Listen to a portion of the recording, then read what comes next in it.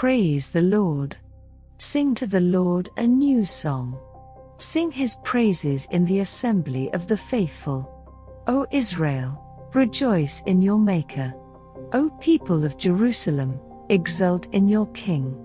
Praise his name with dancing, accompanied by tambourine and harp. For the Lord delights in his people, he crowns the humble with victory. Let the faithful rejoice that he honors them. Let them sing for joy as they lie on their beds. Let the praises of God be in their mouths, and a sharp sword in their hands, to execute vengeance on the nations and punishment on the peoples, to bind their kings with shackles and their leaders with iron chains, to execute the judgment written against them. This is the glorious privilege of his faithful ones. Praise the Lord.